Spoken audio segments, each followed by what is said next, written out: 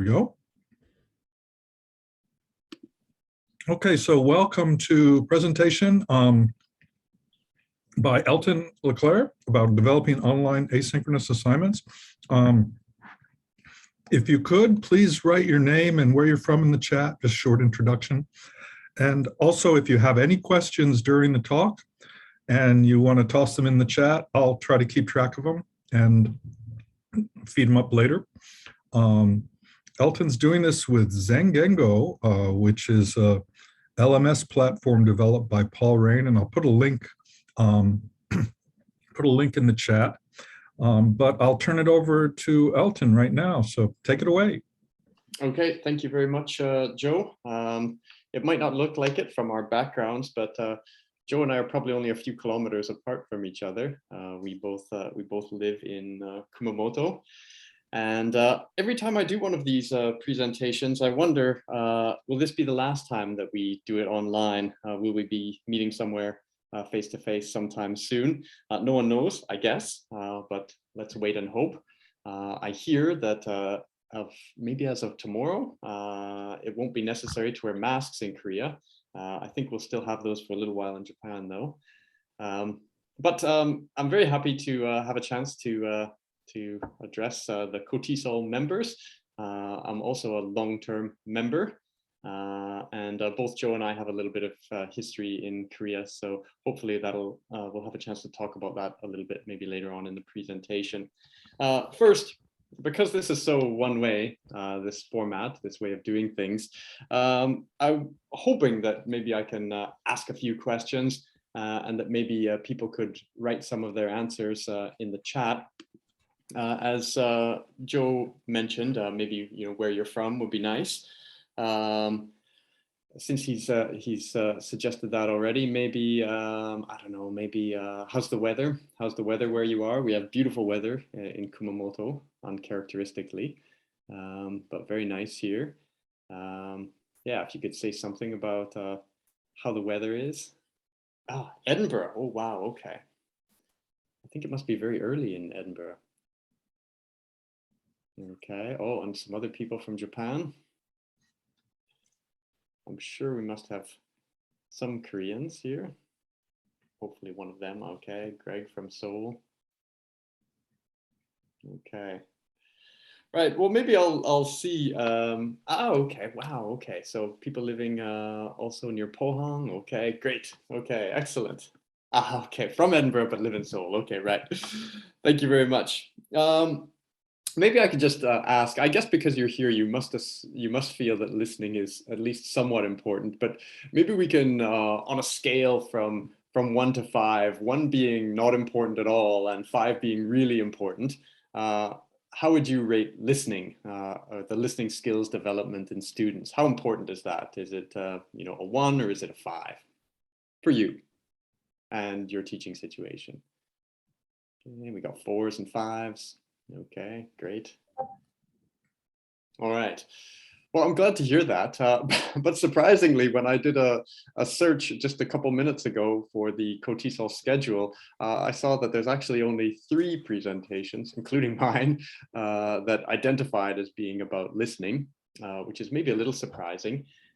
Right. Yeah, and one of them is here. Yeah, it's actually the skill that we use most, right? As native speakers and as language learners. It's something that I think most people feel is quite important, but maybe it's hard to sometimes find the time in the curriculum, in your everyday teaching to pay appropriate attention to it. And maybe one more question before we move on, because if you're interested in listening, then you probably spend a lot of time hunting around for listening materials for your students. And I always love to pick people's brains and ask, where do you go? What is your go-to source for listening resources for your teaching? I'm hoping I'll see something new. Okay, TED. Okay, breaking news. I think that's maybe breaking news English, is it? Okay. All right, some well-known sites. YouTube, okay, well, that's very good. I'm going to talk a little bit about that as well. TED and YouTube, of course. I think those are great resources, and maybe I'll talk a little bit about that and why I kind of gave up on on both of them. But yeah, let's crack on. Lots of things to cover. Just going to advance my next slide. Okay. I know a little bit about Korean education. I know that students study very hard. There are very high expectations for them to succeed in English and in every other subject. Listening is a big part of the assessment regime in schools, as well as during the university entrance exams, which, if what I've been told is true, planes are diverted to avoid disrupting very important listening portion of the test. So I think that there's a lot of buy-in from teachers in the importance of teaching listening to the students. But I'm guessing that probably the vast majority of teachers are using prepackaged materials that are perhaps part of a national curriculum or maybe produced by one of the major textbook publishers. That's definitely not a criticism. I think teachers are busy enough without having to make listening materials for their students. So I want to be clear. I don't think that you need to create your own listening materials to be a good teacher. But in my case, perhaps yours too, I started teaching some students with a very special set of needs regarding listening. And I couldn't find appropriate published resources like a textbook. I did what most of us do and used Google. And of course, I found lots of videos, TED Talks, YouTube stuff. But they were rarely quite right. The level of difficulty was often inconsistent. The quality was variable, and finding them was very time consuming. The classes I was preparing for were 90 minutes, and I was spending 10 to 12 hours a week just finding the videos and making activities to keep the students occupied for that amount of time. So I needed to do something. I needed to get appropriate materials for the students and to cut back on the amount of time that I was spending preparing my lessons. So that's the brief, basically. That's what I needed to do. And for the rest of the presentation, I'm going to be taking you through the process that I used and introducing some technologies that I use to make these listening focused lessons. If you think they might work for your students, then you're more than welcome to them. I'm happy to share anything that I've made. I'd be delighted, in fact. And it might also be possible for us to collaborate. If you're doing listening, then I'm always interested in new content. In my case, especially stuff that's related to science and engineering, but I'm open to all kinds of other things as well.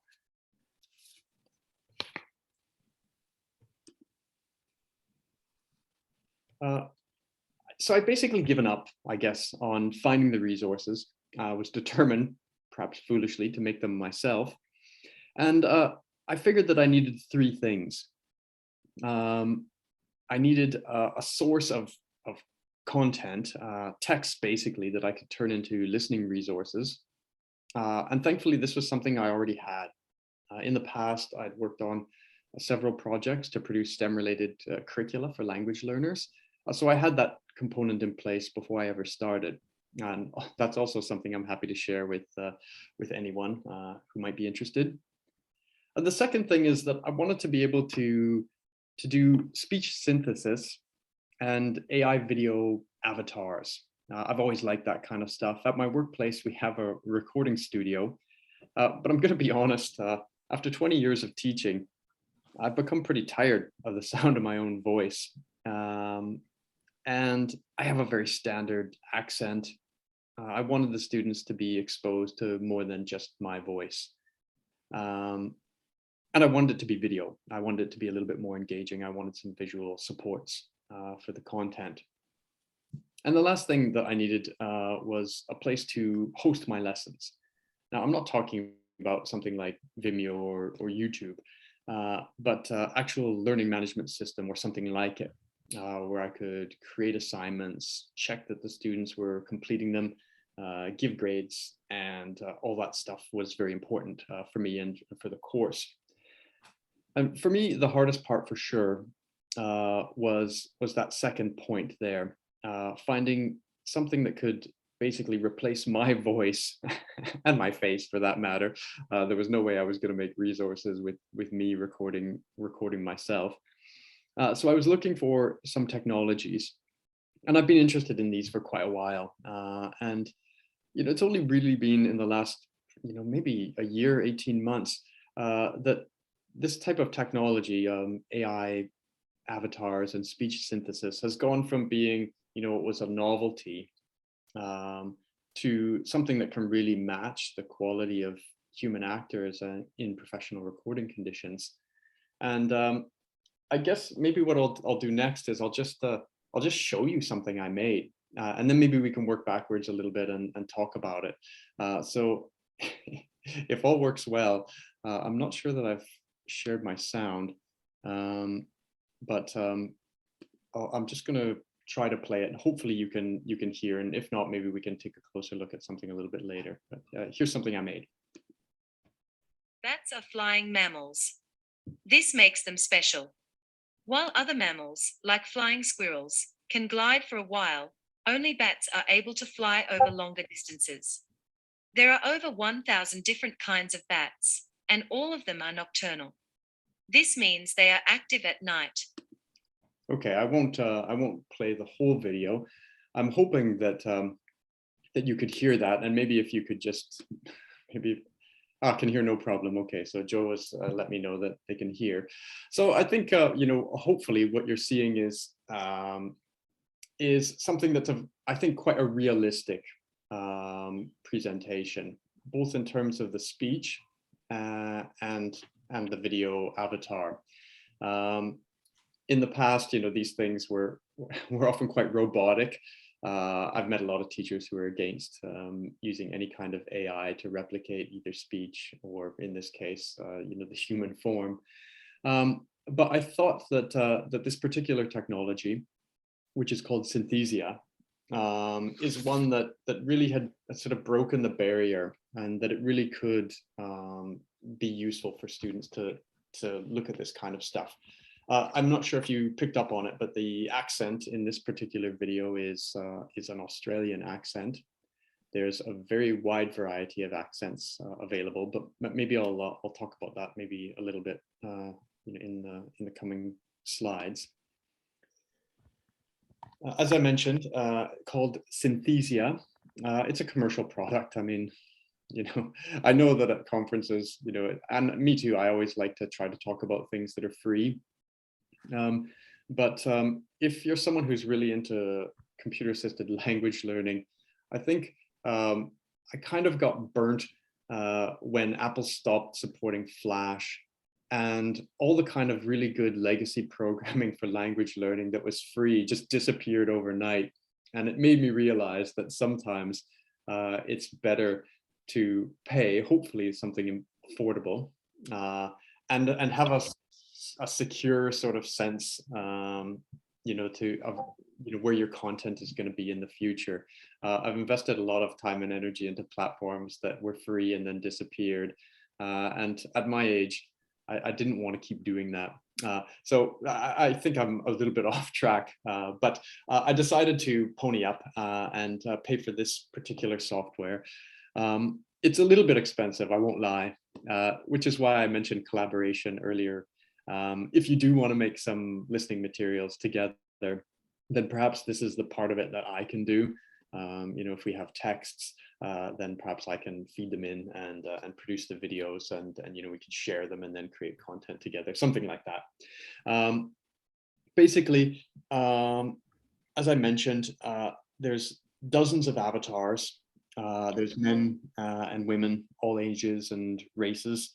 There's a broad range of accents. There are the main native speaker accents: American, British, Australian, even things like Irish and Canadian.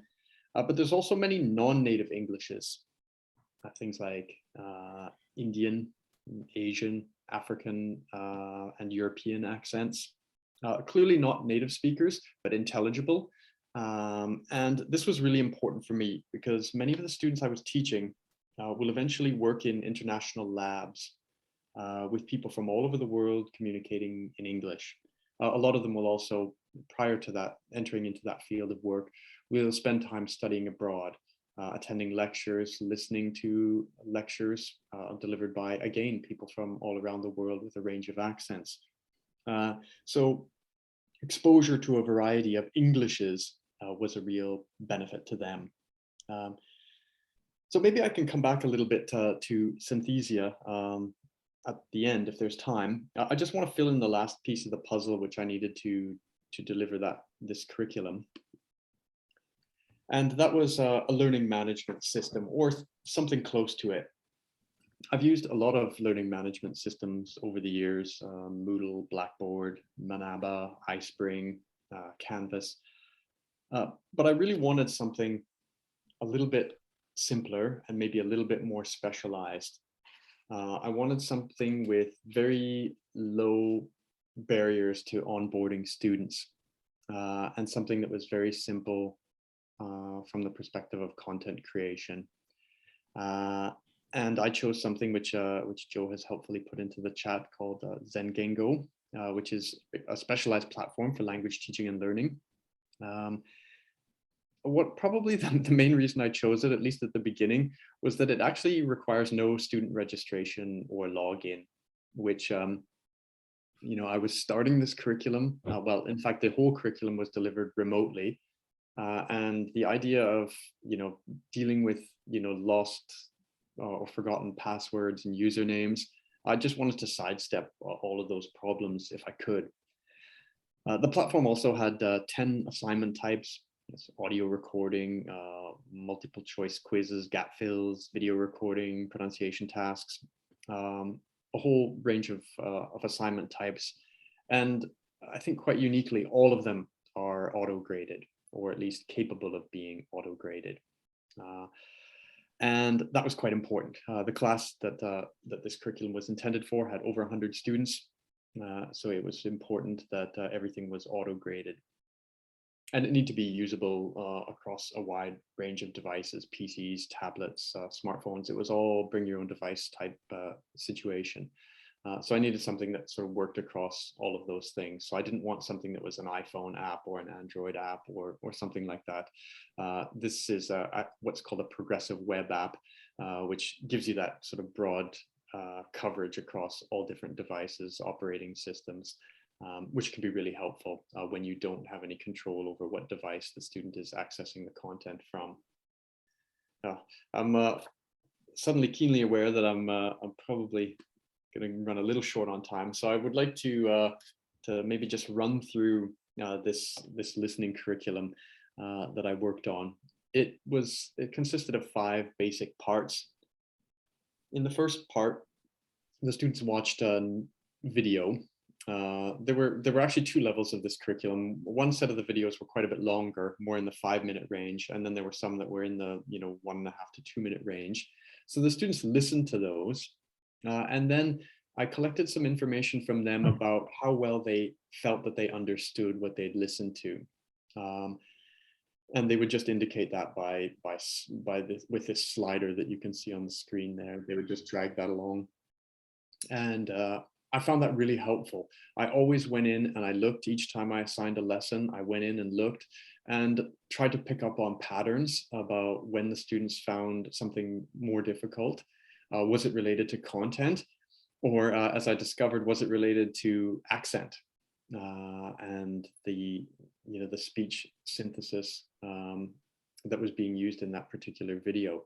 So that was the first step, was the students just watched the content and then scored themselves based on how well they understood it. Then next, there was a series of comprehension questions, basically.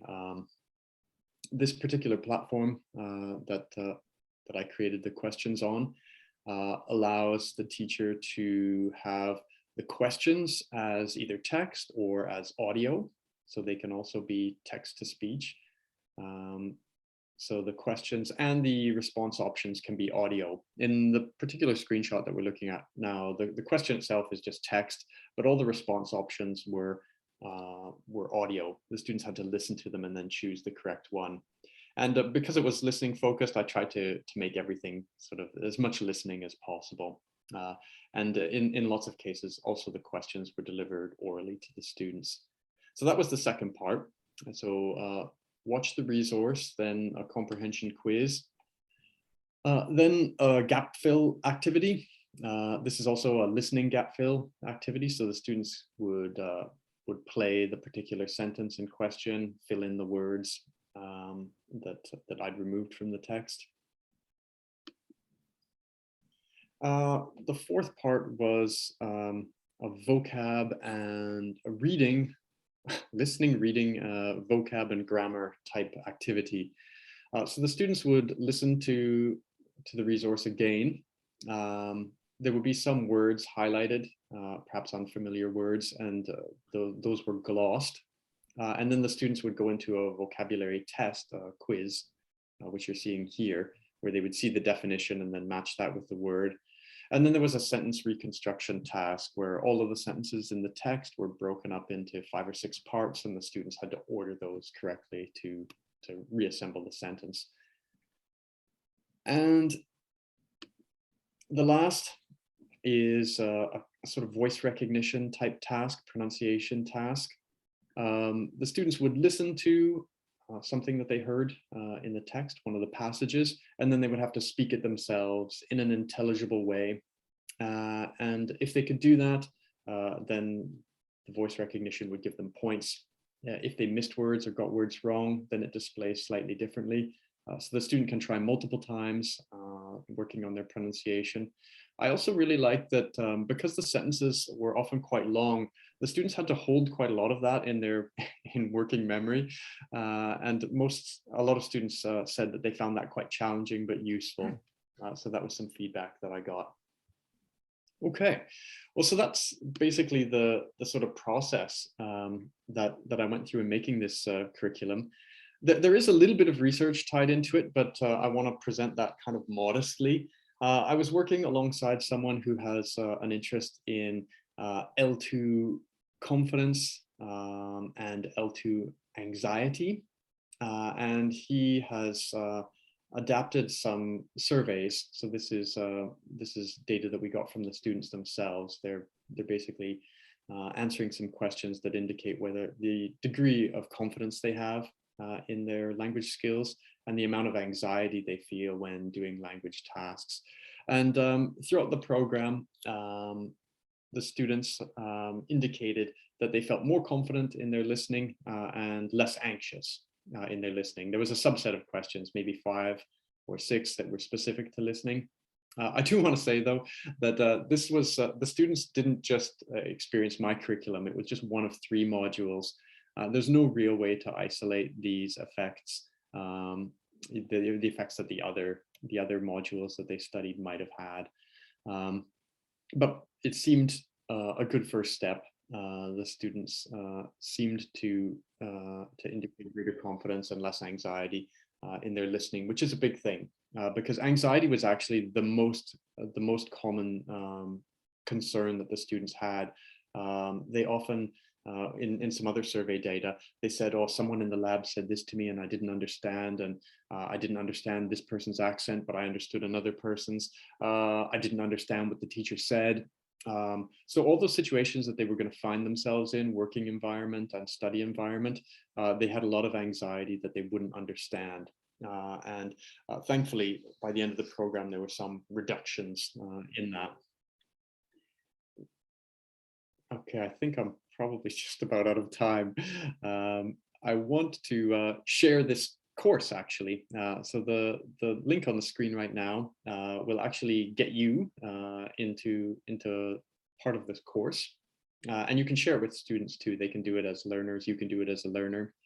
And if you really want to get in and collaborate together, then please send me an email, and I'm happy to do that.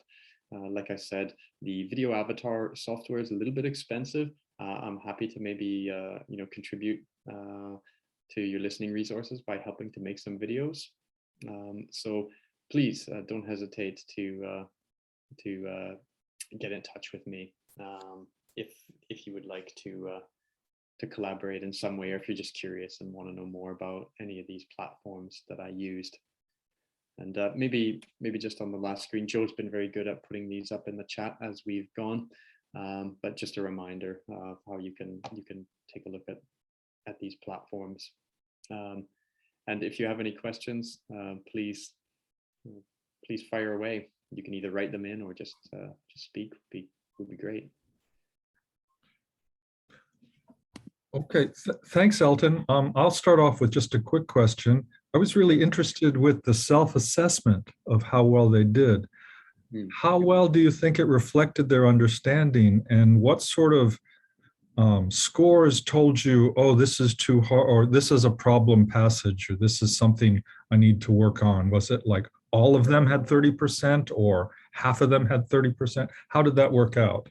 Okay, the big pattern was definitely around accents. Around in particular, I used a lot of because the university has a relationship with a university in Sri Lanka, and definitely the Indian accent that I used was students often reported having trouble understanding that, and it did lessen over time. I think there were maybe 6 different lessons that featured that particular accent, and over time the scores gradually went higher, and students often reported listening to it 5 or 6 times, and they did have access at one point in this string of activities. They do have access to the text itself, to what's actually being said.